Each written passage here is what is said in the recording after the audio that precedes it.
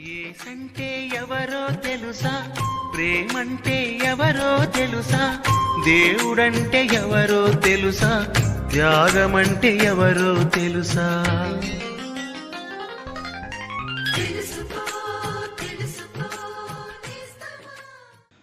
ప్రభువైన యేసుక్రీస్తు అతి శ్రేష్టమైన నామమున మీకు వందనములు.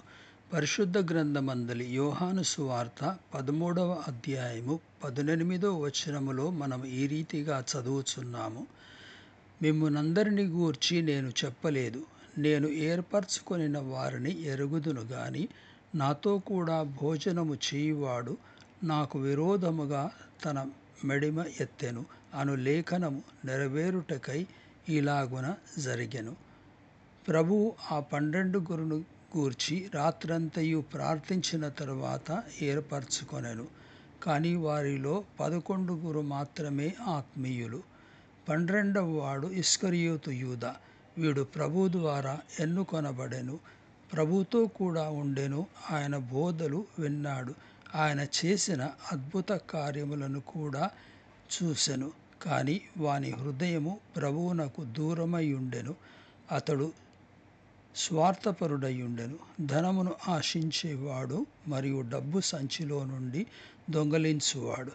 తన హృదయమందలి పాపము మరియు దుష్టత్వమును బట్టి ప్రభువును అప్పగించు నిమిత్తము 30 వెండి నాణెములు వెల నిర్ణయించి ఉండెను.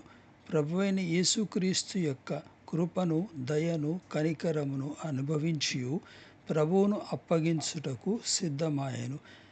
అందుకని ప్రభువేమన్నాడంటే, ఎవడైతే నాతో కూడా భోజనము చేసి ఉన్నాడో వాడు నాకు విరోధముగా తన మడిమ ఎత్తెను. మానవుని యొక్క పాపమునకు, చెడుతనమునకు మితి లేదు. ఇట్టి భయంకరమైన పరిస్థితి నుండి విడిపించు నిమిత్తము ప్రభువైన యేసుక్రీస్తు శిలువపై బలి ఆయెను మరియు 3వ దినమున మృతులలో నుండి తిరిగి లేచెను. ఎవడైతే యేసుక్రీస్తునందు విశ్వసించునో వాడు రక్షింపబడును. మీరును ప్రభువైన యేసుక్రీస్తునందు విశ్వసించుట ద్వారా రక్షింపబడగలరు. మీ నిమిత్తము దేవుని చెంత మా ప్రార్థన ఇదియే.